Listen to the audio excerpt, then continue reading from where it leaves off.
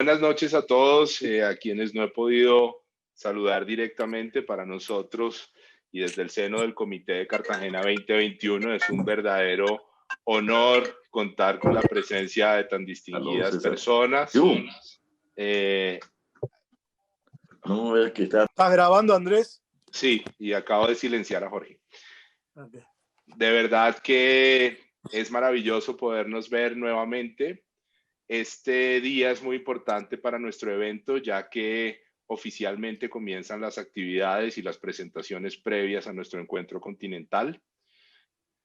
Estoy seguro que será un periplo lleno de información para todas las personas interesadas, tanto para expertos como para personas que hasta ahora están comenzando en sus primeros pinitos numismáticos. Del parte de Numiscol, a que también hoy represento, hemos tratado de invitar a nuestros amigos más cercanos, diciéndoles que esta es como una maestría numismática que nadie se puede perder. Así que bienvenidos, espero que disfruten mucho este viaje que comienza hoy y sin más preámbulos, le cedo la palabra a Leonel en representación del Salvador y de Anusal. Leonel, Hola, por favor, adelante. Buenas noches a todos. Para los que no me conocen, soy Leonel Varías y en nombre de la Asociación Numismática Salvadoreña, la cual presido con mucho orgullo, les doy la más cordial bienvenida. De antemano, antes de desarrollar toda la agenda que se tiene preparada, quiero agradecerles por la oportunidad de hacer en primicia el lanzamiento de estas charlas previas. Así que bienvenidos a todos. Muchas gracias, querido Leonel. Continuamos, Miguel Ángel, por favor. Para quienes no conocen a Miguel Ángel es nuestro vicepresidente para El Salvador, a quien quiero públicamente felicitar por haber tomado el liderazgo para comenzar con estas charlas, conversatorios previos a Cartagena 2021. Miguel Ángel, por favor. Muchas gracias a todos, a la distinguida concurrencia que nos acompaña en esta noche. Anunciarles, dar la bienvenida a la Asociación Numismática Salvadoreña al lanzamiento oficial de las charlas previas en ruta a la tercera gran convención histórica numismática de Cartagena 2021, el evento numismático más importante de Latinoamérica. Bueno, nuestro propósito aquí ahora es tratar de convencer al mayor número de salvadoreños y latinoamericanos a que nos acompañen a Cartagena, ya sea de manera física o de manera virtual, para incrementar su conocimiento de la numismática y también obtener otro tipo de beneficios. Después se los va a explicar Daniel Oropesa. Esta noche nos acompaña también nuestro orador invitado, que es don Roberto Jovel, y él les va a dar una magnífica disertación sobre la circulación y resellado de las monedas de la Confederación Peruano-Boliviana en Centroamérica y el sur. Así es que ahora lo que continuamos en la agenda sería un homenaje para Fernando Chao. ¿Verdad, Andrés? Entonces, ¿quién va a dar las palabras? Mariano Cohen. Mariano Cohen. Sí, por favor. Adelante, Mariano, muchas gracias. No preparé esto, les aviso, estoy aquí, así que improvisaré un poco.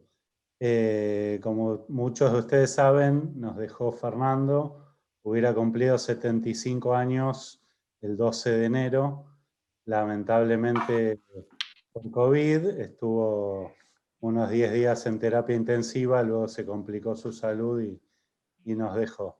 ¿Y qué les puedo decir de Fernando Chao como numismático? Creo que fue el último integrante de una generación de grandes estudiosos, era más joven, pero que intermedia. Estaba Cugnetti, Jansson, Pauletti, todos nuestros próceres que fueron dejándonos estos últimos años. Nos quedaba Fernando, que siempre bromeábamos que era el último prócer, y bueno, ahora partió. Fui gran amigo, hablaba con él prácticamente todos los días, escribimos juntos, viajamos juntos a la provincia de La Rioja 3 veces, investigando el tema de las monedas riojanas, muy amigo de la familia. No sé mucho qué les puedo decir más que eso, simplemente un dolor inconmensurable para todos, para toda la comunidad numismática argentina. Entiendo que ustedes también lo conocieron y apreciaron en los últimos años, supongo, algo parecido. Simplemente eso, no mucho más les puedo decir ahora tan sobre la fecha. En abril entiendo que cuando se haga la parte argentina de estas charlas será en homenaje a él y prepararemos algo más algo más en su homenaje. No tengo mucho más para decirles, simplemente la pena que nos ha dejado y con las ganas que él tenía de ir a Cartagena y todos los planes que él tenía pendientes. Esperamos honrarlo, seguiremos investigando y poder estar a su altura. Muchas gracias, Mariano. Yo te voy a ayudar un poco, Mariano, y solamente les quiero decir que cumpliendo con el expreso pedido de que cada quien descorche su mejor champán y brinden por él y con él, que seguro es la mejor manera de homenajearlo en estos tiempos difíciles, así que yo les hago el honor a lo que él pidió. Salud. Salud. Salud. Salud. Y dichas palabras, podemos continuar con la agenda. Teníamos tal vez también unas palabras de parte de Jorge Madonna. Así que si estás, Jorge. Sí, no tengo mucho más que agregar a lo que indicaba Mariano. Y bueno, Fernando fue una persona que dejó huellas muy profundas en la numismática latinoamericana. Más allá de la amistad que nos unía, que hemos compartido experiencias increíbles y viajes y aventuras también numismáticas, como el viaje a Potosí 2016 en auto que va a quedar para la historia. Y bueno, su gran legado nos acompañará por siempre, o sea que lo vamos a tener a Fernando para siempre al lado nuestro. Nada más que eso. Gracias. Gracias, querido Jorge. Bueno, continuando con nuestro programa, voy a compartirles pantalla para que podamos visualizar el video de Cartagena 2021.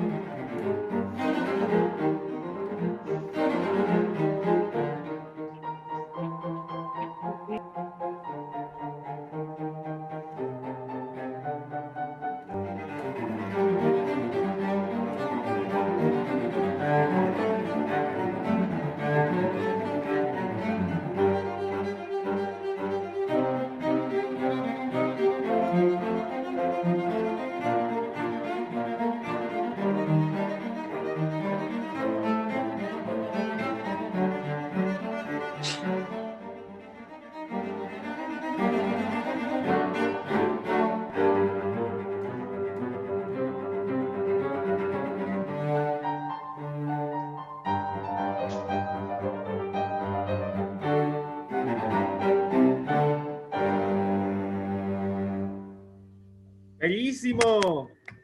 Muy lindo. Estamos en cuenta regresiva para Cartagena 2021. Hermosísimo, de verdad que sí, hermosísimo. Así es. Muchas gracias, queridos amigos, dándole continuidad. Querido hermano Daniel, tus palabras antes de la magistral intervención que nos dará nuestro amigo Roberto. Muchísimas gracias, mi querido Andrés. En principio quiero hacer llegar el más cordial saludo a cada uno de los numismáticos presentes en esta primera jornada previa preparatoria Cartagena 2021. Desear que ustedes, que sus familias, todos en su hogar, tengan un hermoso año 2020-21, un año de mucha salud y además el año de nuestro anhelado reencuentro. Quiero hacer una felicitación excepcional a nuestro querido vicepresidente para la República del Salvador, don Miguel Ángel Villavicencio, por ser el primer vicepresidente en tomar el desafío de montar esta amable sala de reuniones y congregar a todos los demás colegas en torno a nuestra causa común. Asimismo, al señor Leonel Varillas, que es presidente de ANUSAL. Por supuesto, el respaldo de ANUSAL a la vicepresidencia de Miguel Ángel es fundamental, y en ese vínculo natural que une a cada país con su vicepresidente, con nuestro comité, vamos a tener durante cada mes del año un ciclo preparatorio importante para que cada país nos pueda mostrar su riqueza patrimonial numismática que asombra al mundo entero. No solamente Cartagena es el gran anhelo de la comunidad numismática americana, sino es el punto focal de nuestros estudios, nuestras investigaciones, nuestros deseos de compartir con nuestros grandes colegas, a los que ya nuestro gran amigo mexicano Ricardo de León Talavas los ha calificado como la gran familia numismática universal. Pero en esta ocasión también tenemos virtualidad. Nuestro comité está trabajando activamente para que tengamos una gran difusión del evento de forma personal, participativa en Cartagena, pero también enganchar a otros grandes colegas y buenos numismáticos y otros numismáticos en potencia que están dando sus primeros pasos en la ciencia, para que también puedan engancharse al conocimiento, puedan aprender de los grandes maestros que, como el caso de hoy, veremos y aplaudiremos a Roberto Jovel en una magistral postulación, una magistral ponencia que es la primera del año. Por lo tanto, dándole la bienvenida a Roberto y además haciendo unas palabras preparatorias para su importante trabajo de investigación que vincula al espacio geográfico americano de Centroamérica con Bolivia y con el Perú, va a mostrar el carácter nacional y la circulación prácticamente continental del circulante, que es un factor importante de vinculación y de integración en diferentes latitudes. Para todos ustedes, mis amigos, anunciar que nuestra página web funciona a la perfección. El anhelo de cada uno de nosotros, miembros del comité, es contar con el mayor éxito en promoción, en participación y en conocimiento. Esos son nuestros tres grandes pilares y sabemos que diciembre será la fiesta enorme del reencuentro. Muchas gracias a todos por su participación, su entusiasmo y vamos con todo hasta diciembre a Cartagena 2021. Muchas gracias, mis amigos. Un aplauso para la numismática. Muchas gracias. Continuando con nuestro programa, quisiera pedirte el favor, Miguel Ángel, para quienes no conocen a nuestro querido amigo Roberto, si nos puedes dar una introducción acerca de él. Como no, perfecto. Primeramente, pues le quiero dar la bienvenida a Roberto Jovel. Es un investigador numismático, coleccionista, escritor de libros, amigo. Él nos va a disertar ahora sobre la circulación del resello de las monedas de la Confederación Peruano-Boliviana en Centro y Sudamérica. Él ha sido funcionario de las Naciones Unidas analizando el desarrollo económico y social de los países latinoamericanos y ahora es consultor de las Naciones Unidas. Él está ya retirado y se ha dedicado pues de lleno al hobby de la numismática. Él ha hecho varios libros numismáticos en El Salvador, en Guatemala y en otros países de Latinoamérica. Es miembro activo de la Asociación Numismática de Chile, ANUCH, de la Asociación Numismática Salvadoreña, por supuesto, ANUSAL, que es el presidente honorario, y de la American Numismatic Association, ANA, de la Numismatic International, NI, y de la Unión Americana de Numismática, UNAM. Así que yo creo que le paramos ahí, porque si no vamos a quitarle el tiempo a su disertación. Adelante, don Roberto. Bueno, muchísimas gracias, Miguel, tanto a ti como a NUSAL y a los organizadores de bueno, Cartagena. Voy entonces a bueno, comenzar y voy a compartir bueno, pantalla, para lo cual necesito que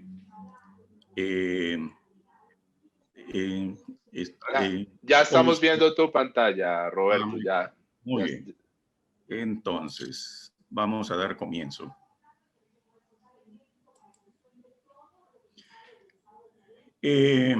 A ver, déjenme bueno, comenzar diciendo bueno, algunos antecedentes sobre el tema. Esto comenzó ya hace más de unos 20 años, cuando bueno, estaba haciendo una investigación sobre moneda salvadoreña, bueno, luego de su independencia. Eso obviamente que me bueno, llevó a pasar revista a estos documentos de los archivos tanto salvadoreños como de bueno, Guatemala y otros países vecinos.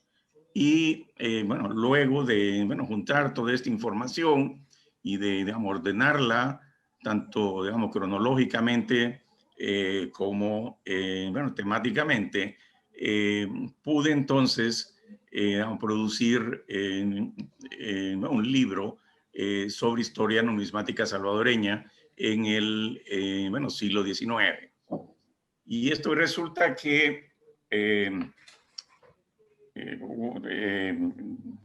como digamos, resultado de esto, hemos podido notar de que aun cuando uno concentre esos estudios numismáticos sobre un país, no es factible hacerlo de una manera aislada. ¿Por qué?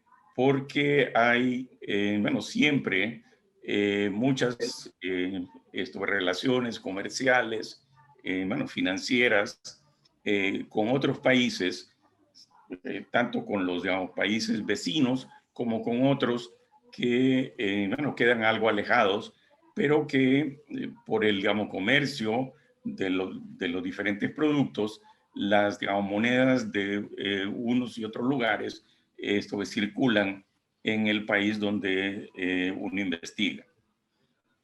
Bueno, voy a entrar ahí en materia entonces, comenzando por señalar que es siempre muy conveniente que las normas sobre monedas sean uniformes. Y esto era obviamente bueno, mucho más válido en los años iniciales, luego de que hemos dejado a bueno, España y nos hemos hecho unas naciones independientes. Parece que tengo un pequeño problema. Sí. Porque si no tenemos normas uniformes, puede haber bueno, muchos desencuentros y eso puede resultar en que algunas monedas de otros países ya no sean entonces aceptadas localmente.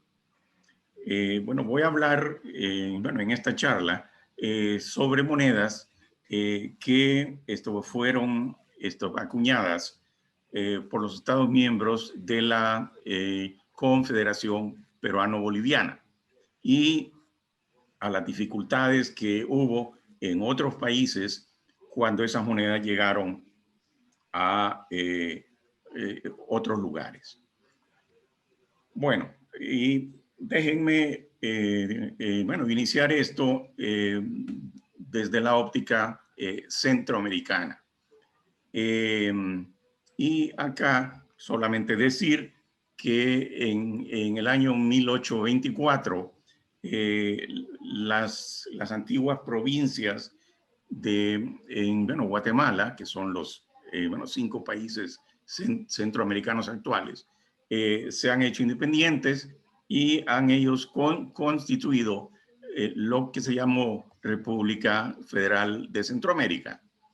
Y luego de eso han acuñado monedas cuyas normas eran similares a las españolas, pero obviamente tenían diseño propio. Y acá hay 2 ejemplos de esas monedas, un 8 reales en plata y un 8 escudos en oro del año 1824, acuñados en Nueva Guatemala. Es un diseño perdón, muy atractivo, en el que, en el anverso, destaca esos 5 volcanes con un sol radiante, que es símbolo de los 5 estados. Pero bueno, sigamos adelante. Déjenme entonces decirles que en esos momentos y aún durante la época colonial, estos estados, ellos mantenían un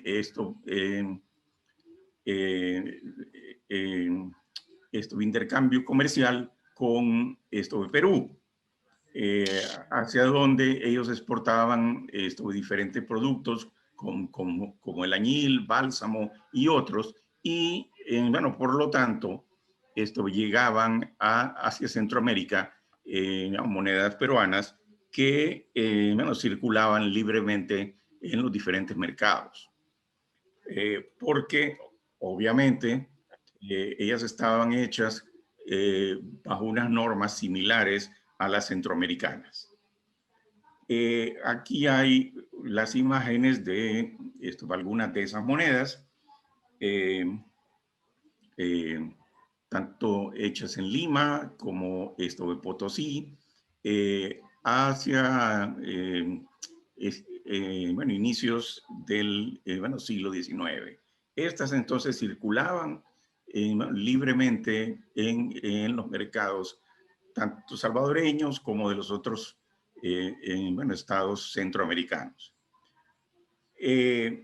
Pero posteriormente, hacia fines del año 36, Perú y Bolivia decidieron integrarse dentro de esta confederación que reunía a los estados de Nor Perú, Sur Perú y Bolivia. Y el general Santa Cruz fue designado como la máxima autoridad de esta confederación. Ahí muestro lo que era el escudo de armas de esa entidad federativa. Ahora bien, en el año 39 llegaron a San Salvador algunas monedas de esta confederación como pago por una venta grande de añil salvadoreño, hecha por un personaje de gran, relieve tanto económico como político. Luego de que esto llegó,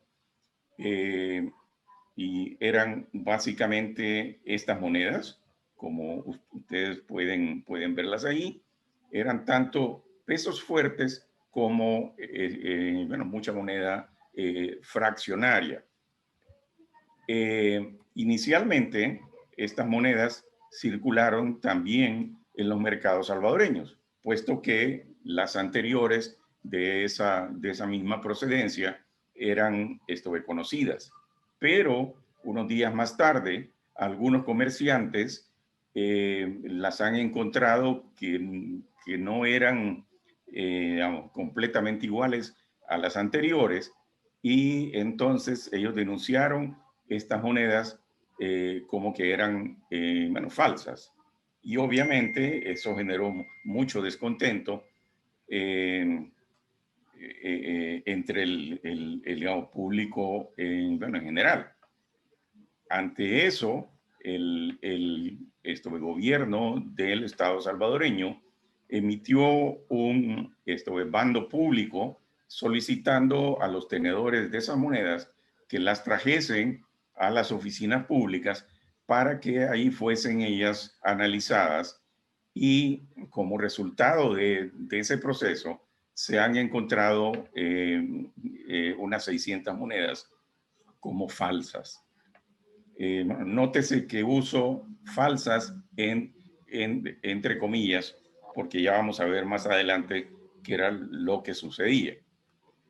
Y entonces el gobierno salvadoreño solicitó a la Casa de Moneda de Guatemala para que ellos analizasen a fondo estas monedas y han entonces enviado algunas de ellas para su análisis a Guatemala. De ahí en Guatemala se han hecho todos los ensayos del caso y ellos dieron ahí un dictamen resumido en este cuadro en el que queda claro, uno, que las monedas fraccionarias eran febles. Esto es, que no tenían o el peso o la fineza de la plata suficientes como las, digamos, normas centroamericanas requerían. Esencialmente, y sí certificaban de que los, digamos, pesos fuertes, ellos cumplían con estas normas. Esto es, básicamente estamos hablando de que las monedas fraccionarias contenían esto alrededor de un 60-70% nada más de lo que debían contener en términos de plata. Obviamente, luego de este análisis queda claro que no eran monedas falsas, sino que eran solamente monedas febles, porque no tenían contenido de plata fina como era usual en esta región. Y ante eso, el gobierno salvadoreño decidió entonces emitir ahí un decreto el día 13 de enero del año 40, en el que fijaba un valor distinto a esas monedas fraccionarias para que ellas pudiesen circular en territorio salvadoreño. Y lo que hizo fue que devaluó esas monedas, dándoles solamente las 3/4 partes de su valor nominal. Y así entonces pudieron circular dentro del, digamos, territorio salvadoreño. Es importante señalar que unos meses antes, había habido en San Salvador uno de los tantos terremotos que son usuales dentro de América Latina, y por lo tanto se necesitaba mucho más circulante de lo normal, y esa fue una de las razones por las cuales se ha permitido que estas monedas circularan, aunque devaluadas. Hubo una variación entre ese nuevo valor asignado a las monedas, que era ligeramente más alto que el digamos, contenido de plata de esas monedas. Y como ya dije antes, eso fue para facilitar los intercambios comerciales internos. Pero como desde años antes circulaban en El Salvador otras monedas, tanto bolivianas como peruanas, que sí tenían el contenido fino de plata adecuado. Eso creaba entre el público en los mercados dudas. Y ante eso, el gobierno salvadoreño decidió resellar las monedas antiguas peruanas, bolivianas, para que el público supiera de que esas monedas antiguas de esa procedencia sí debían circular por su valor nominal. Entonces, usaron un punzón con ese diseño que ustedes pueden ver en la parte inferior, en el que hay un volcán, que es una parte del escudo de armas salvadoreño, y en la parte de abajo sale la fecha 1939, que es cuando el gobierno salvadoreño tomó esta decisión. Y entonces, usando ese punzón, resellaron monedas sudamericanas anteriores a la Confederación.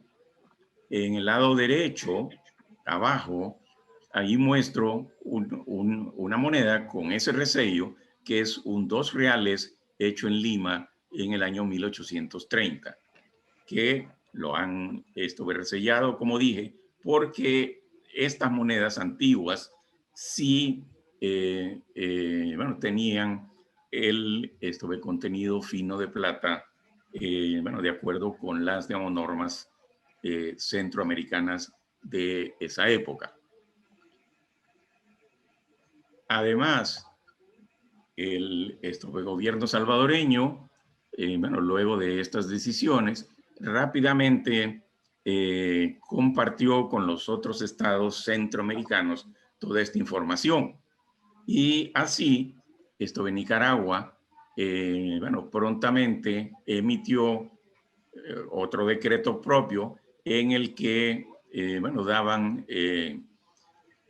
unas decisiones similares a las salvadoreñas. Ahí pueden ver ustedes el texto de ese decreto nicaragüense suscrito el día 27 de enero de 1840. Guatemala ahora. Ellos, durante el año 40, ellos se enfrentaron a algunos problemas internos de índole, político-militar, entre, enero hasta, abril. Y esa fue una de las razones por las que ellos demoraron cierto tiempo para tomar acción sobre estas monedas de la Confederación. Pero en junio de ese mismo año, Guatemala han ellos aprobado, hay un decreto en el que ordenaba que esas monedas peruanas no bolivianas no fuesen recibidas para el pago de los impuestos, y también hacía ver de que los particulares no necesariamente deberían aceptarlas. Y finalmente también decía que si alguien tuviese estas monedas, que las llevase a la casa de moneda para ser fundidas y reacuñadas. Eso fue durante junio. Unos meses más tarde hubo un decreto guatemalteco en el que ellos hacían público que los pesos fuertes de esa procedencia sí eran eran aceptados como para circular. Y entonces han ellos resellado todas aquellas otras monedas que sí eran consideradas legítimas, usando un punzón con un diseño que muestro en la parte superior a la derecha. Y con él resellaron tanto monedas fraccionarias anteriores a la Confederación, como también monedas de 8 reales. Y hay una imagen de un 8 reales del año 28, acuñada en Lima, que en el anverso muestra ese resello guatemalteco. Aquí hay otros detalles sobre cómo, meses más tarde, Guatemala usó otro resello, esta vez doble, de manera que aparecían tanto en el anverso como en el reverso de las mismas monedas sudamericanas. Costa Rica, en el año 41, llegaron allá también monedas febles de la misma confederación, y el gobierno costarricense decidió también resellarlas. Ahí aparecen dos monedas sudamericanas con ese resello y con cierto agujero que la Casa de Moneda ahí en Costa Rica ahí extraía de la moneda para cubrir el costo de los ensayos. También en el estado de Los Altos, sobre el cual mucha gente tiene poco conocimiento, pasó algo parecido. El estado de Los Altos fue el sexto estado de la Federación Centroamericana, de una duración efímera, y también en ese estado ellos resellaron en el año 39 algunas monedas de plata para certificar de que eran legítimas. Y usaron ellos ahí un punzón en el que se muestra a un quetzal, que es el ave nacional, posado sobre un volcán, y un sol naciente. Y abajo muestro una moneda peruana del año 26, con el resello del estado de Los Altos en el anverso. Ahora bien, y esto es saltando ya hacia Sudamérica, en el caso chileno, ya desde 1835, el Estado chileno había rechazado la circulación de monedas bolivianas de plata y algunas de las de oro, porque se alegaba de que no tenían ni el león peso ni la fineza metálica adecuada para las normas chilenas de la época. Sin embargo, los pesos fuertes y las monedas grandes de oro sí eran admitidas porque ellas cumplían con las normas chilenas vigentes. Pero luego, cuando llegaron a Chile unos informes del gobierno salvadoreño sobre estas monedas febles de la Confederación, se ha generado interés por el tema, Y entonces, rápidamente, bueno, Chile emite un decreto por el que no circularían bueno, monedas digamos, peruanas hasta que no las hubiesen bueno, analizado en la Casa de la Moneda. Luego de que han hecho los ensayos, bueno, julio, hubo otro nuevo decreto, bueno, señalando que las onzas peruanas, estamos hablando de las de oro, serían aceptadas solamente a una tasa de 17 pesos y algo más, en el lugar de los 16 pesos usuales. Y otro mes más tarde, luego de que han ellos ensayado las bueno, monedas de plata, han aceptado de que ellas circulasen, salvo las de 2 y de bueno, 4 reales, hechas en Cusco el año 35 y el año 36, porque eran febles. Bueno, eso es lo que bueno, tengo dentro de esta presentación. Debo añadir que en el caso hondureño, donde la bueno, economía hondureña estaba en una crisis bastante seria, ellos sí aceptaron que las monedas de la Confederación circulasen por su valor nominal, porque ellos estaban en una situación de emergencia. Pero bien, como una conclusión, las, digamos, monedas de la Confederación Peruano-Boliviana habían sido acuñadas muy de acuerdo con las, digamos, normas propias de esa entidad. O sea, no eran monedas falsas, eran solamente monedas para uso interno dentro de los 3 Estados miembros. Pero, bueno, sucedía que esas normas no se ajustaban con las de los otros países. Y eso es por lo cual esas piezas, cuando ellas llegaban a los otros países vecinos, eran entonces no aceptadas porque eran febles.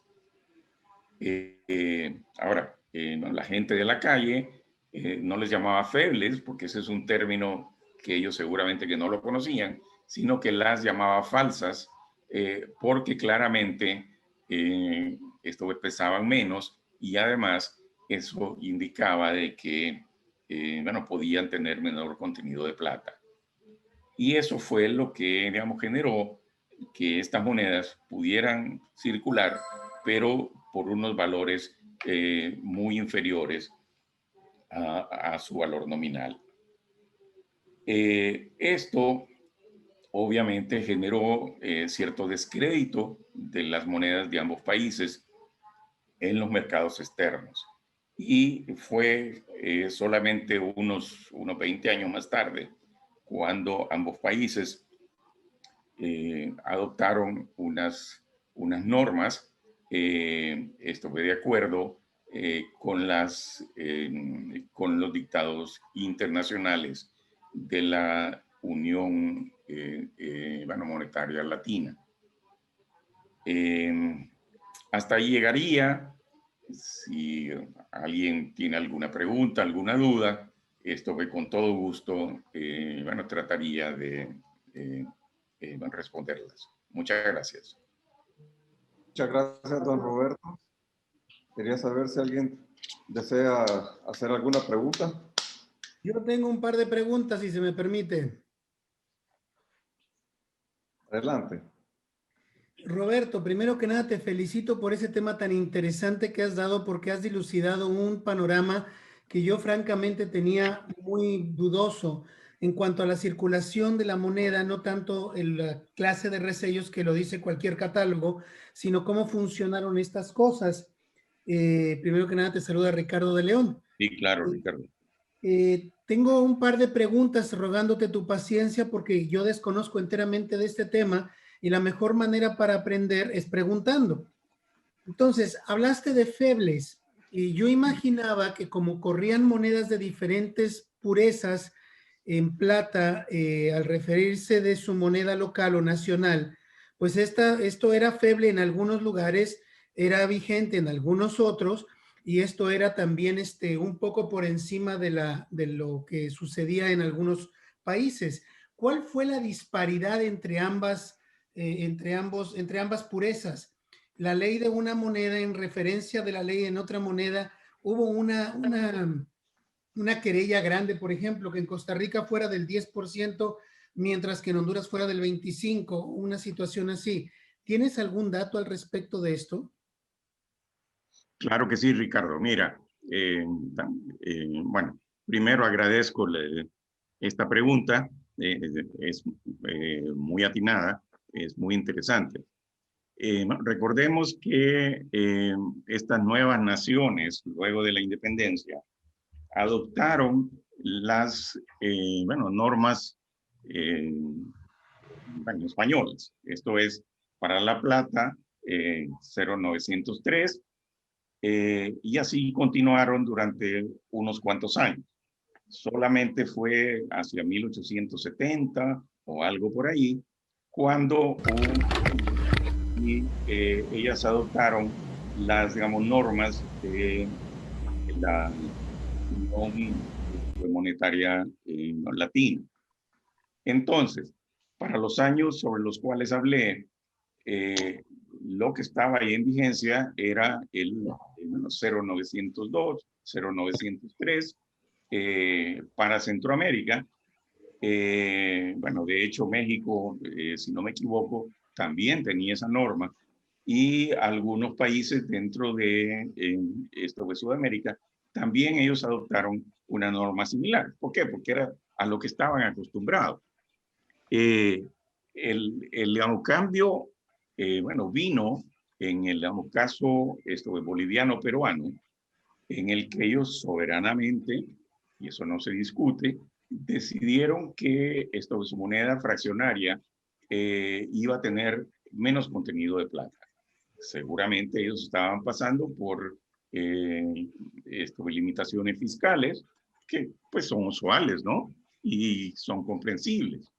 Y eso es por lo que ellos decidieron entonces internamente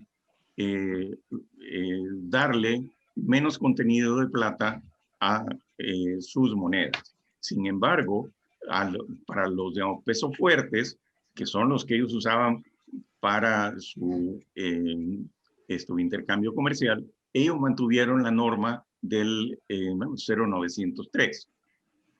El problema fue porque no solo pagaban usando pesos fuertes, sino también moneda fraccionaria.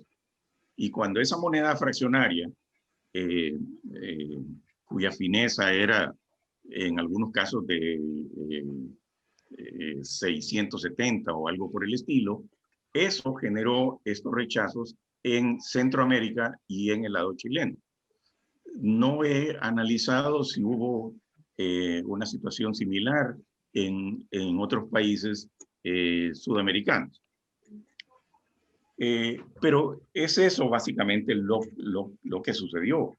Todo Centroamérica usaba esa norma de 0903, salvo Honduras, como antes mencioné a la pasada. Ellos tenían también problemas fiscales muy profundos, y su moneda entonces, el contenido de plata era muy bajo. Así que por esa razón ellos aceptaron estas monedas de la Confederación por su valor nominal. Justamente mi pregunta, perfectamente arreglado. Tengo otra segunda pregunta y son tres. Adelante. La segunda es, nosotros en México, cuando hacíamos algún tipo de moneda que ya no era buena, por ejemplo, cuando empezaron a salir las monedas de mundos y mares, los famosos columnarios, empezamos a exportar todas las piezas macuquinas a montón y a morir a Centroamérica a partir del comercio, porque era una moneda no deseada en México y había algo mejor. Y simplemente se empezaron a desplazar para Centroamérica. Estas piezas reselladas que no eran deseadas en algunos lugares, una vez de que se pasaba el decreto de que ya no iban a funcionar, se exportaban, no sé, a las islas del Caribe o algún otro lado, o simplemente se iban al caldero. Ya, ese es otro punto muy atingente. Mira, en el caso centroamericano, desde el año 1732,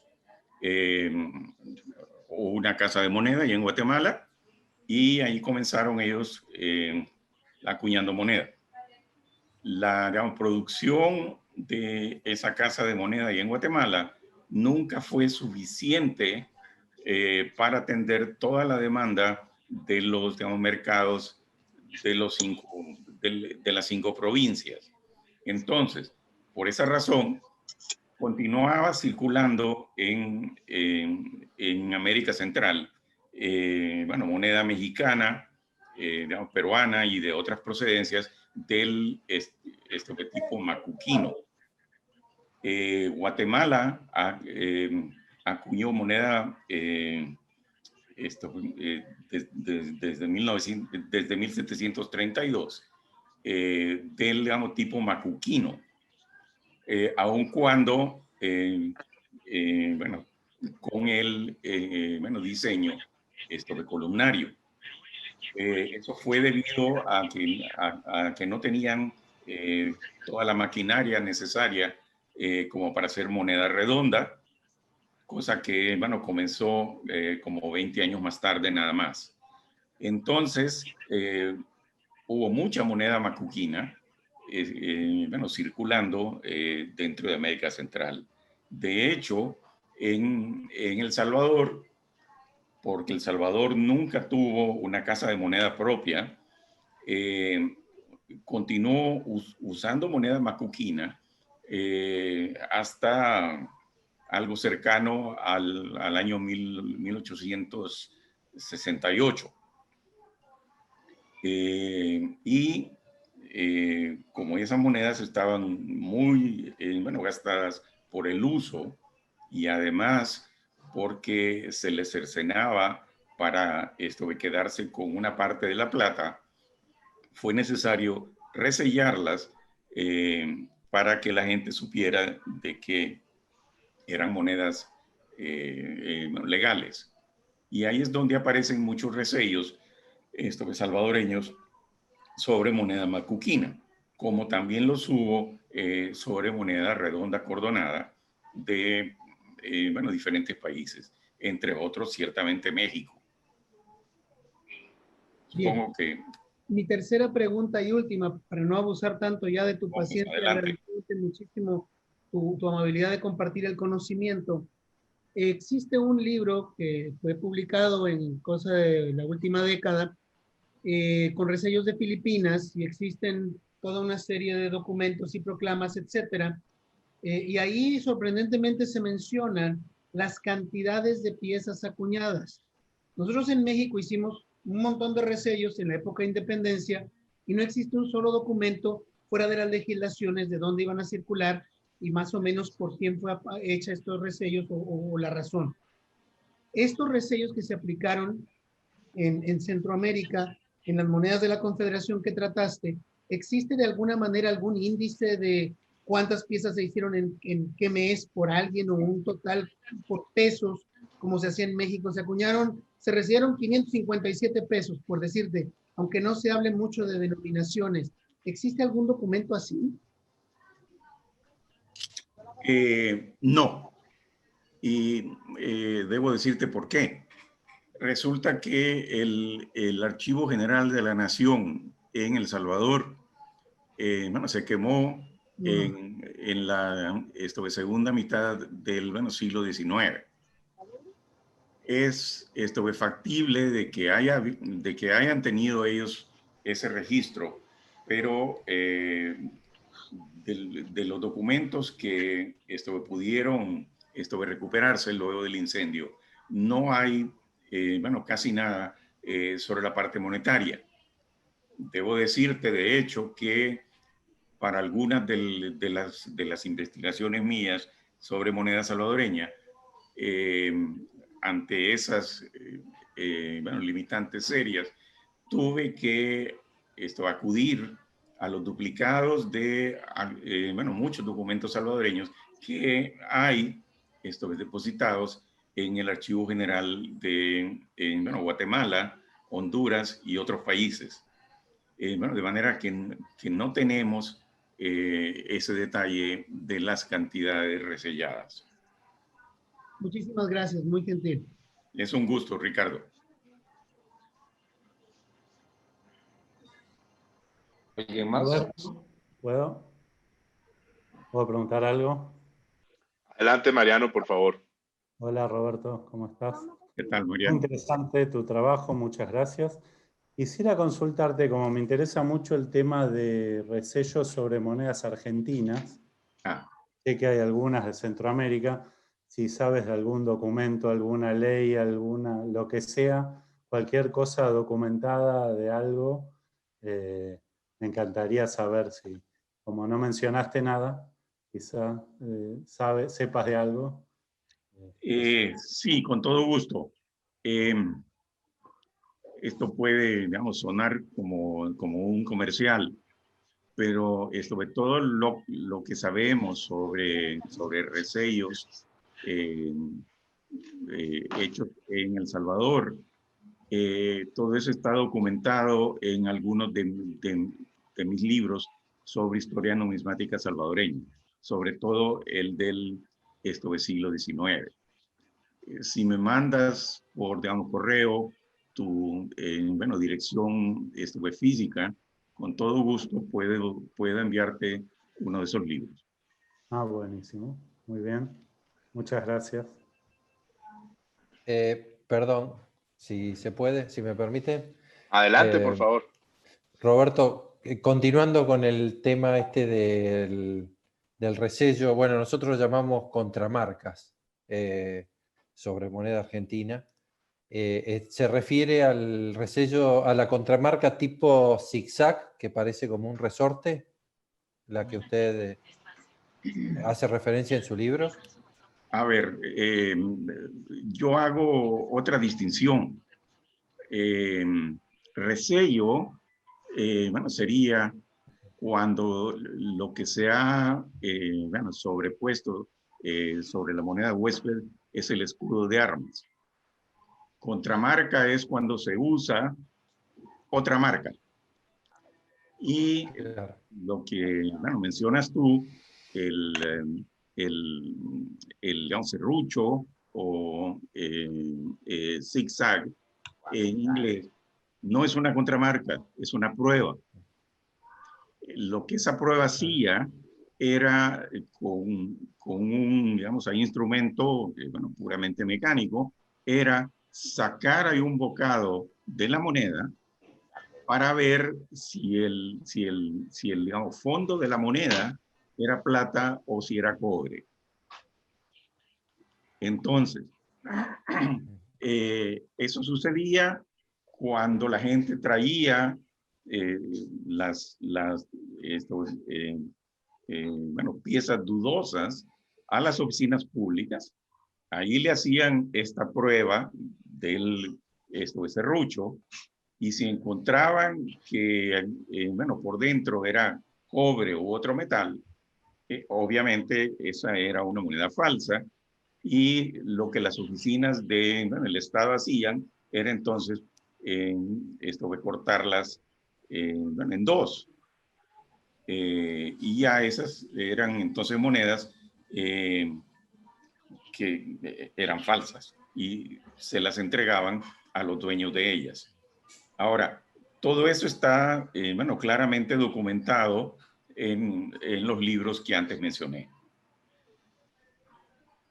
Le voy a escribir luego, Roberto, también, porque aquí lo tenemos clasificado como una contramarca salvadoreña sobre moneda argentina, y la verdad que para mí es nuevo. Lo felicito por la temática, por la ponencia, un gran tema que incluso hay mucho por desarrollar. Y quiero hacer un pequeño comentario respecto a lo que decía Ricardo, que cada país tenía sus, digamos, sus propias vivencias y su propia,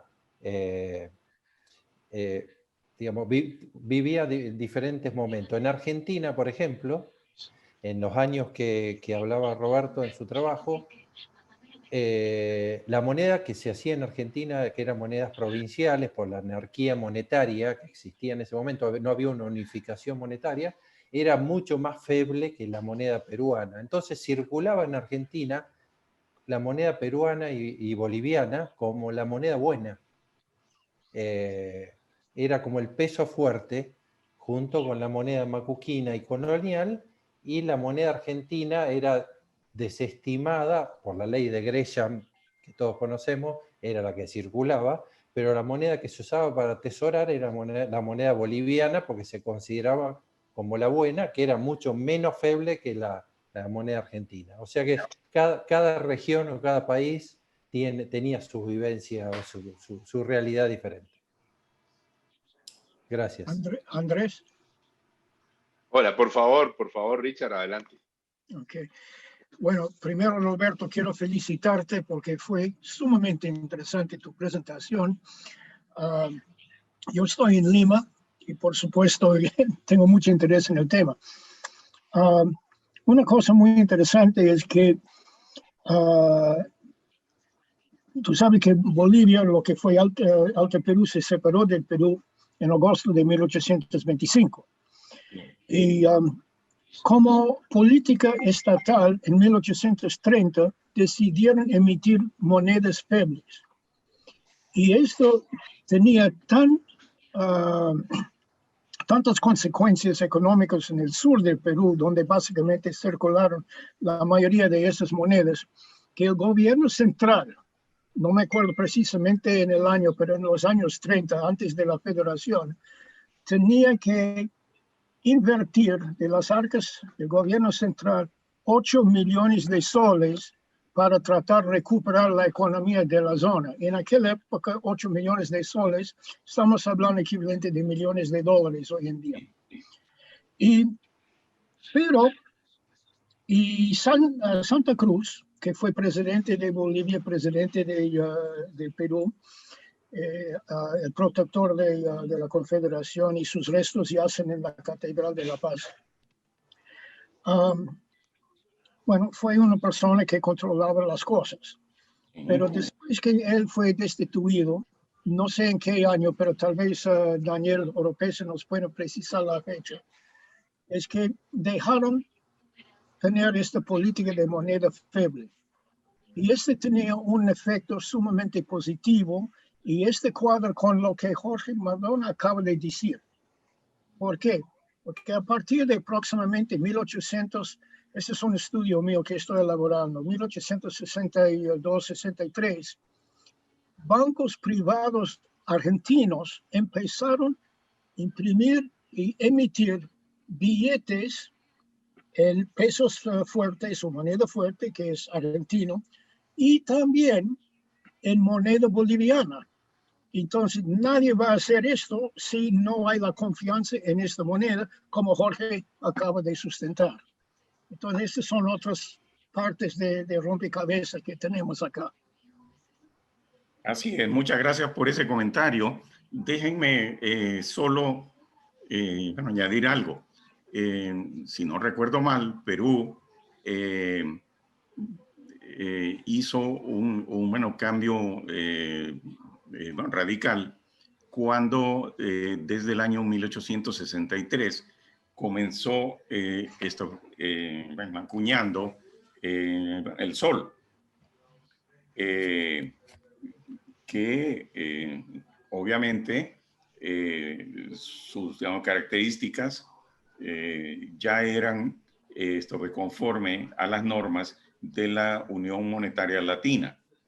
Y ahí fue cuando Perú dio vuelta a la página a este tema de la moneda feble. Bueno, Y a continuación de esto, una razón por qué este cambio al sol es porque usted sabe que es la sopa bouillabaisse. Sí, claro. Sí, de Marsella, ¿no? O sea, lo que tiene cocinero lo van a usar. Esta fue la situación monetaria en el Perú antes de 63, porque hemos tenido reales, hemos tenido, bueno, todas las, bueno, las normas monetarias españolas. Después cambiaron a otras. Entonces, la pobre gente estaba sumamente, y pesos, la pobre gente estaba muy confundido.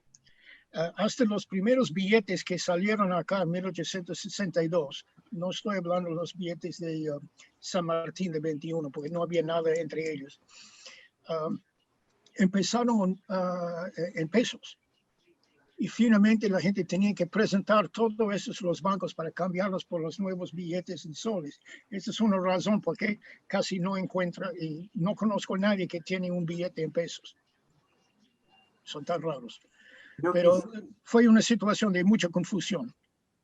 Yo quisiera hacer una aclaración, Andrés, Roberto. Por favor, Eduardo.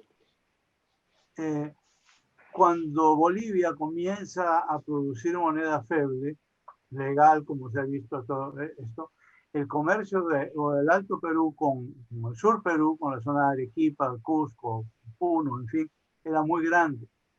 Y empieza a entrar la moneda feble, y como había una desbalance comercial en esa época de 900.000 pesos al año, esto se cubría con el feble boliviano, lo cual aquí no hizo ninguna gracia, pero un poco que no hubo forma de escapar a ello. Pero además tenía una gran ventaja, que ya Roberto mencionó, la necesidad de los pesos fuertes. Que los pesos fuertes eran lo que se usaba para el comercio internacional. Hay que pensar que nosotros en esa época no teníamos muchas cosas que exportar aparte de nuestros minerales. Había vino que bien, Sara, que te sientas así de joven. Y aceite de oliva que estaba con Centroamérica, pero aparte de eso no había mucho más. Cumpleaños feliz, te deseamos. Perdón, alguien tiene el micrófono abierto. La Sarita, muchas gracias. Juan Carlos Jiménez está con el micrófono abierto. Entonces, esta situación, siendo tal, y que el Perú necesitaba muchos productos, toda la moneda buena, que era nuestro producto de retorno, salía. Y entonces la moneda feble boliviana soluciona un poco el problema, porque esa moneda en principio no es para comercio internacional, sino para tener circulante interno, y soluciona un problema en realidad. Pero esto, claro, habría que diferenciar muchas cosas. Les voy a pasar un trabajo que tengo sobre el tema. Ahí hubo reclamos cuando se prohíbe ya la circulación, en fin, muchos comerciantes reclaman al Estado que si lo ha dejado circular, ¿por qué ahora les quiere retirar ese 25%? Y el Estado les dice con toda la razón, porque ustedes en la primera vuelta modificaron los precios para acomodarse a la nueva situación. Entonces, en realidad, para el caso del Perú no fue tan grave, porque permitió que hubiese circulante, que es algo que ha adolecido la historia monetaria del Perú desde siempre. Porque, como digo, lo único que teníamos para exportar era vino y aceite y metal, básicamente metal. Y el metal estaba prácticamente todo manejado por el Estado. Entonces, esa es la situación. Ahora, que se escapaban y que habían comerciantes que salían de ellos por la compra de esa del añil, sobre todo que por la fecha ya se había acabado la Confederación, y el hecho de que en un momento dado en el estado sur peruano, porque, bueno, también en Pasco, en la Casa de Moneda de Pasco, pero sobre todo en Arequipa y en el Cusco, se hacen fraccionarias febles, que son de fe. Es ese momento, terminada la Confederación el 20 de enero del año 39, ya no hay ningún motivo y empieza a haber un reclamo muy fuerte del Perú hacia Bolivia que enderecen la situación. Inclusive tuvimos una guerra por ese motivo. Entonces es un tema muy interesante. Ahora, ¿cómo se escaparon o cómo algunos sinvergüenzas mandaron estos febles a Centroamérica? Me imagino que no había nada más que hacer. La iglesia también reclamaba al Estado que le compensen la diferencia. Pero si esos son donativos, ¿qué le vamos a compensar, no? Bueno, esa es la situación realmente del feble boliviano. Y que en el caso peruano sirvió, cumplió un buen factor para la circulación interna. Finalmente, en el 63, en el caso del Perú, el 64, en el caso de Bolivia, se entra a la Unión Monetaria Latina, de la que ha hablado Roberto, y finalmente se establece y se define ya y soluciona el problema. Gracias. Muchas gracias. Bueno, querido... Si me permites, querido Andrés. Ok, por favor.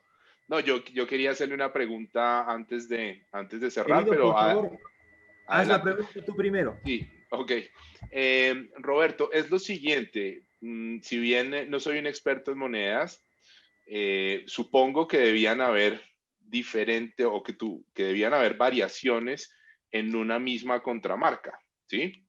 ¿Se conocen variaciones de una misma contramarca? Esa es mi primera pregunta. Y la segunda es si en nuestros días, a causa, digamos, de falsificaciones modernas, se ha podido identificar que hayan tratado de falsificar las contramarcas para darle connotación a alguna moneda que no la tuviera. Y lo último es saber si hay alguna manera de identificar cuándo estas contramarcas son legítimas y cuándo no. Bueno, punto de lo más interesante.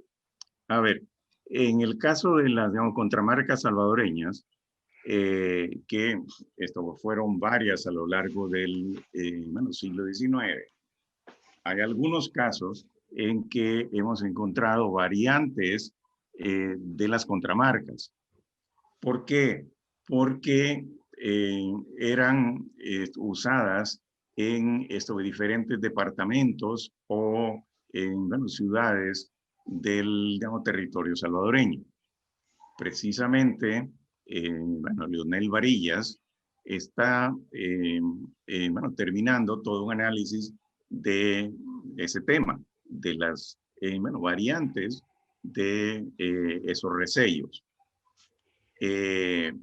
Entonces, de alguna manera, estoy contestándote al menos dos de esas preguntas. El otro punto es de que efectivamente los punzones de estas contramarcas y de los resellos se han usado por algunas personas inescrupulosas para darle mayor valor a algunas monedas antiguas. Y eso es algo en lo que uno necesita tener mucho cuidado.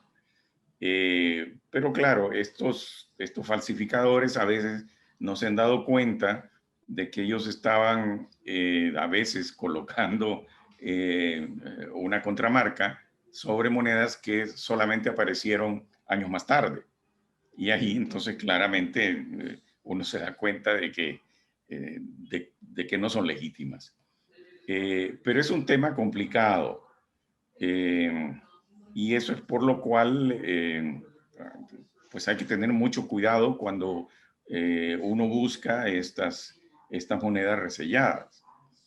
Incluso en algunas de estas empresas en los Estados Unidos que ellos certifican monedas antiguas, nos hemos encontrado con que han ellos certificado como contramarcas salvadoreñas algunas monedas huésped que nunca circularon acá en El Salvador. Entonces, como que no hace sentido, ¿verdad? Pero claro, esas son unas excepciones. Sí tenemos claro cuáles, digamos, contramarcas fueron hechas aquí, cuándo fueron usadas, pero no sabemos cuántas monedas fueron reselladas, porque no hay información suficiente. Por lo menos no las hemos encontrado hasta ahora. Muchísimas gracias. Muchas gracias, Roberto. Querido Daniel. Muchísimas gracias, querido Andrés. Primeramente quiero hacerle llegar a Roberto Jovel una felicitación especial por el magnífico trabajo presentado. Una vez más nos muestra todo el talento de investigador y toda la profundidad de su conocimiento presente en diferentes publicaciones que en los últimos años han engalanado la actividad cultural de nuestro continente en materia numismática.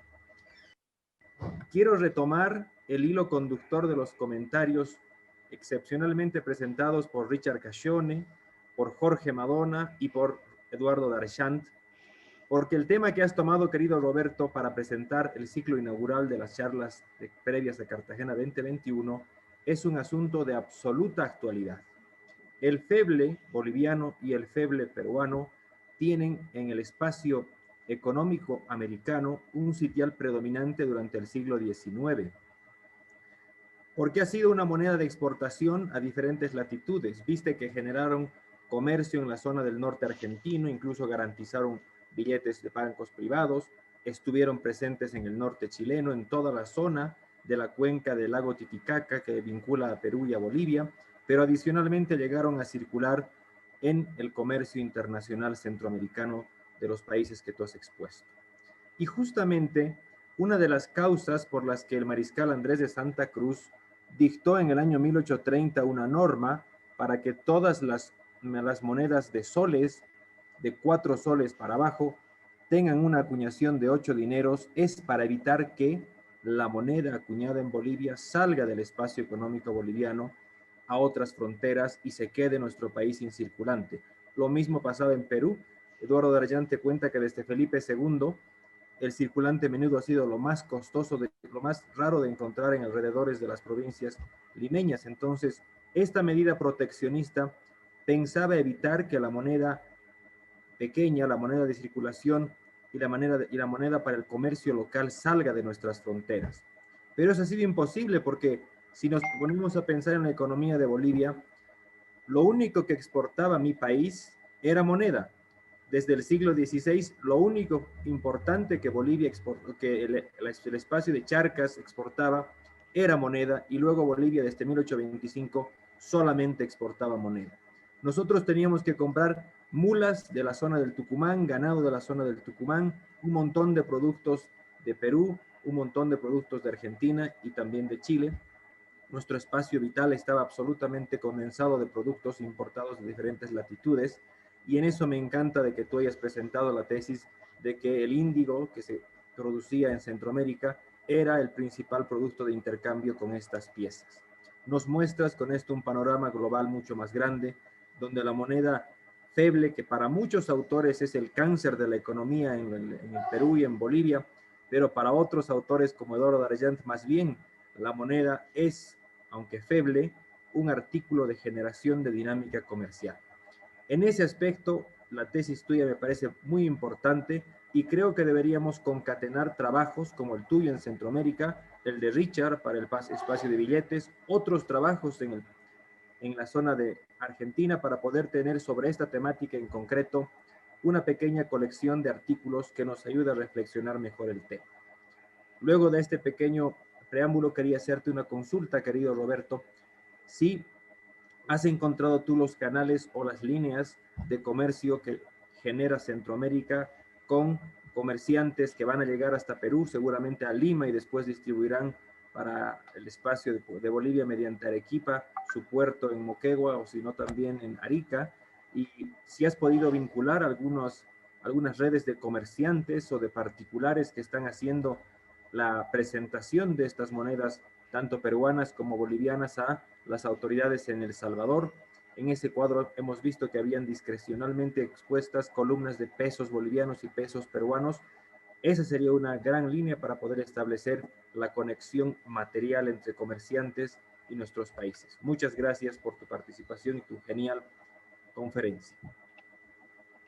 Oye, muchísimas gracias. Bueno, ciertamente este es un tema que da para mucho. Cuando hace unos 20 años hice la, digamos, parte inicial de esta investigación, fue nada más pensando en el caso salvadoreño. Pero con los años fueron apareciendo todas estas otras vinculaciones que, bueno, explican ¿no? la llegada de esta moneda feble. Ahora bien, algo que no mencioné y que es importante, respondería, bueno, al menos en parte, lo que tú bueno, consultas. Desde la época, digamos, colonial, pero sobre todo ya en el, digamos, periodo republicano, había bueno, grandes, digamos, comerciantes ingleses que ellos compraban, digamos, productos dentro de América, en bueno, nuestros diferentes países, Sudamérica, Centroamérica, para ellos remitirlos hacia Inglaterra y Europa en general. Y bueno, de hecho, estos comerciantes ingleses resultaron unos sustitutos de lo que la corona española y bueno, Sevilla antes hacían con nuestros, digamos, productos de la época colonial. Entonces, eran estos comerciantes ingleses quienes venían, bueno, todos los años hacia Centroamérica, iban a las ferias del añil, compraban el añil y ellos exportaban esos productos hacia Inglaterra. Como ellos hacían algo similar en el caso peruano, ahí es donde ellos adquirían esta moneda feble. Y fueron ellos los que bueno, pagaron el año 39 por ese añil salvadoreño usando esta moneda feble. Hay una clara referencia a estos comerciantes ingleses. Y bueno, es una pregunta, Bernabé Ramos. Adelante, Bernabé. Se contramarcaban estas monedas más o menos por zona, tengo entendido. No soy muy experto, pero me gusta un poquito las contramarcas. Entonces, sé que se contramarcaban por zonas. Creo que tú también lo has comentado, que por ciudades. ¿Hay algún tipo de moneda que se contramarcara en dos ciudades diferentes o en sus comienzos que no sabían de dónde era una contramarca u otra, entonces la remarcaban y se han encontrado con varias contramarcas algunas monedas? ¿O no ha sido el caso? Perdón, casi no se escuchaba. ¿Pudiera repetir la pregunta? Sí, entiendo que estas contramarcas se hacían por zonas o por ciudades, como tú has comentado. Sí. En sus comienzos, cuando empezaron a contramarcarse, que no eran tan normales o no se conocía tanto una contramarca u otra, ¿hubo algún caso de que se contramarcaran dos contramarcas en la misma moneda de dos ciudades diferentes? No. Los digamos, punzones que se, digamos, usaron, en bueno, la mayoría de los casos llevaban el, digamos, escudo de armas salvadoreño o una parte de, bueno, el escudo. Bueno, de manera que los salvadoreños de una u otra ciudad podían ellos reconocer que era una contramarca hecha por el Estado salvadoreño. Sí hay algunas pequeñas diferencias en esas contramarcas que, como yo señalaba antes, están bueno, en estos momentos bueno, haciendo todo un análisis muy al detalle el, digamos, colega Leonel Varillas. Así que si una de estas digamos, monedas era, digamos, resellada en el oriente salvadoreño, digamos, resello hecho en el oriente era reconocido claramente en el occidente o bueno, en la capital. Allí no hay dudas. Ahora bien, hay algunas monedas que fueron reselladas en El Salvador y que luego fueron hacia otros lugares dentro de bueno, América Central, y ahí se les aplicó otra contramarca. Bueno, de manera que uno puede encontrar sobre algunas monedas sudamericanas resellos hechos en más de uno de los países centroamericanos. Yo, bueno, un comentario que quisiera hacer es que supongo, y es una suposición, que la circulación de esta moneda feble o el comercio tenía alguna relación con el contrabando, porque es bien sabido que la mercadería proveniente de España tenía una diferencia en precio representativa, lo cual, digamos, hacía que existiera toda una estructura de contrabando con países como Francia, Inglaterra, sobre todo, y supongo que la existencia de ese contrabando que existió en todos nuestros actuales países, hacía que circulara esta moneda feble, y tal vez eso es lo que la hacía llegar a otras latitudes.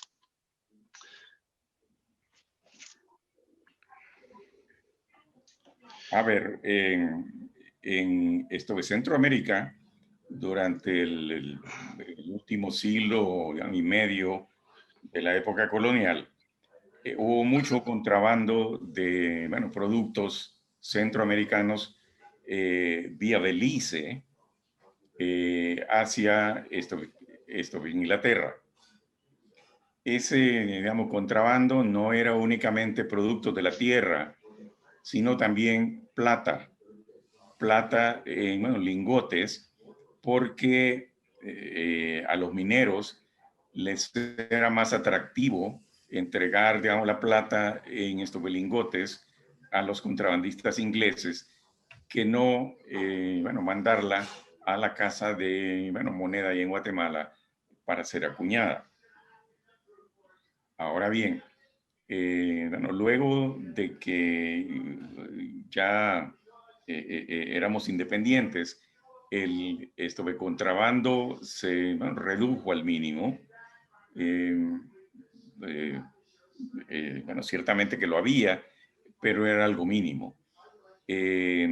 Como mencioné antes, uno de los actores importantes para la llegada de esta moneda feble hacia Centroamérica fueron estos, digamos, comerciantes mayoristas, bueno, ingleses, pero no era contrabando, era una compra directa de los, digamos, productos anuales salvadoreños.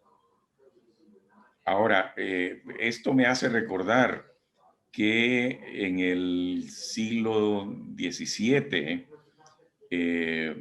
cuando lo del escándalo ahí en Potosí, bueno, llegaron hacia Centroamérica, era digamos, básicamente Guatemala, tanto los 8 reales como esta moneda fraccionaria feble. Y eso llegaba bueno, en pago por digamos, productos centroamericanos que iban hacia Perú, o que los digamos, comerciantes ellos compraban acá como para mandarlos hacia Europa. Una de las de los tipos de bueno, moneda feble que más llegó hacia Centroamérica fueron monedas fraccionarias de bueno, Potosí, que eran febles.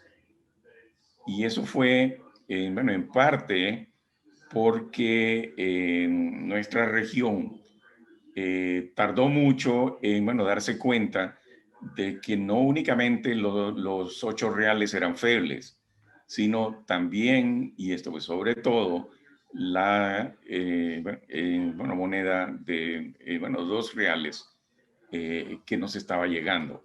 Y eso es por lo cual Centroamérica se llenó de esa moneda feble cuando Colombia y Perú mismo han ellos fundido esa moneda feble, fraccionaria, y la han convertido a las normas españolas usuales. Entonces, hay una, llamémosla, tradición de que acá llegaba moneda feble, en parte porque nuestras autoridades locales no tenían el conocimiento suficiente del tema monetario. De hecho, allá por el año 1660, un alto porcentaje del circulante monetario en Centroamérica era moneda feble hecha en Potosí. Bueno, muchísimas gracias, querido Roberto. De verdad que la contextualización de todo este tema ha sido fascinante y para muchos de nosotros, pues, un tema completamente inédito. Agradecemos tu disposición, esta gran disertación. Nuevamente te felicitamos en nombre del Comité de Cartagena 2021 por haber tomado este liderazgo, agradeciendo también a Miguel Ángel Villavicencio, a todos los participantes. Y si no hay alguna otra intervención, tal vez de parte de Daniel o de Miguel Ángel, podríamos dar por terminada nuestra tenida de hoy. Gracias, querido Andrés. ¿Qué les parece si escuchamos a Miguel Ángel en su despedida antes de cerrar la programación del día de hoy? Antes le voy a ceder la palabra a Leonel, porque está pidiendo la palabra. Adelante, Leonel. Hola. No, solo para acotar en la respuesta a Bernabé Santos sobre si se conoce alguna pieza de este tipo de la República Peruano-Boliviana, de la Confederación Peruano-Boliviana. Posee una pieza que se la envié, ya que está como host Andrés. No sé si la puede compartir. Te la envié ahí al WhatsApp. Es una pieza interesante que da respuesta a la pregunta de Bernabé, en la que se encuentran 3 resellos en su anverso. Son 8 reales de Lima de 1833, que connota claramente que la pieza viajó de un territorio a otro y fue contramarcada en 3 fechas distintas.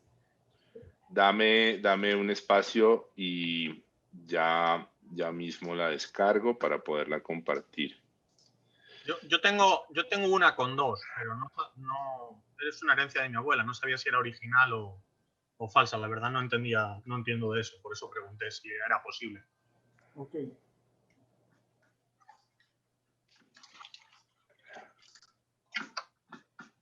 No sé si aquí están, no sé pueden si apreciar.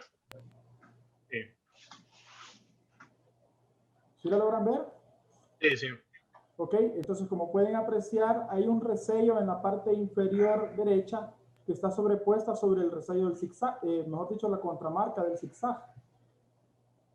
Eso hace referencia a que el zigzag fue puesto anteriormente, según investigaciones de Roberto Jovel, en 1834 aproximadamente.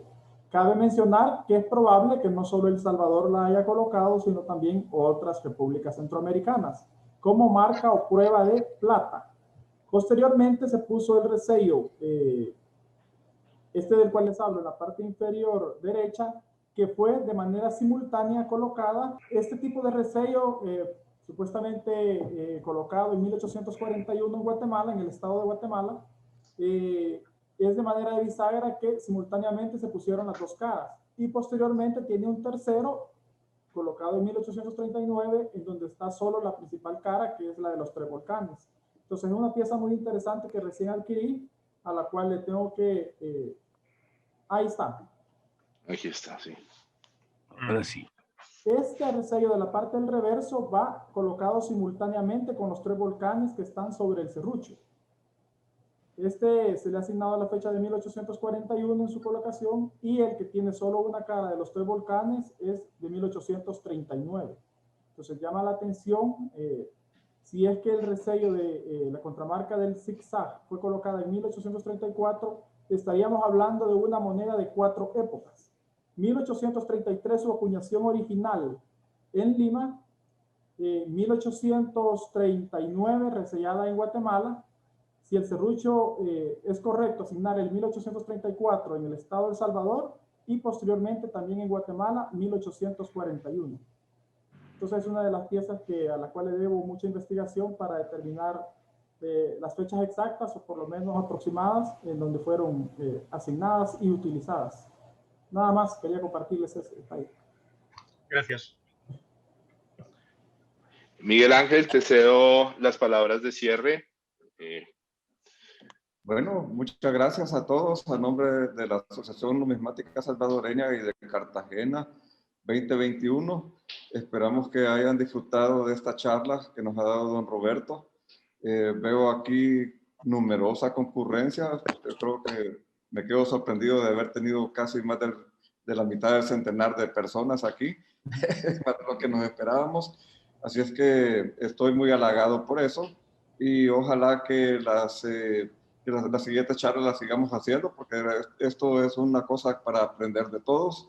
Yo siempre he dicho que la numismática es una pasión, es para mí un hobby y es algo que nos une a todos. Así es que yo agradezco y quiero aprovechar este minutito solo para darle las gracias a Danilo Oropeza, que fue el que me dio el empujón para meterme como vicepresidente por El Salvador. Y si gracias a él, pues estoy participando en estas y dando ponencias e invitando a todo el mundo a participar. Así es que yo exhorto a todos los numismáticos salvadoreños a que participen de estas convenciones que hacemos cada 2 años, porque así como yo he aprendido mucho, yo deseo que todos aprendan. Eso es todo. Muchas gracias. Muchísimas gracias. Gracias a todos. Gracias Muchas a todos. Gracias, Miguel. Muchas Gracias, feliz noche. Gracias. Ha sido una jornada excepcional. Así que tenemos que sentirnos muy felices de que en el primer mes del año, rumbo a Cartagena 2021, tengamos tanta participación, una conferencia también estructurada por un erudito como es Roberto Jovel, y tantos comentarios enriquecedores de nuestros queridos colegas presentes. El comité está orgullosísimo de ustedes. Nos encontramos en el próximo mes con otro país, otra preparación, y no queda más que decir salud por todos ustedes y bendiciones. Adiós. Salud. Salud. Chao, felicidades. Chao a todos. Excelente jornada. Felicitaciones. Todo lo mejor y buena salud.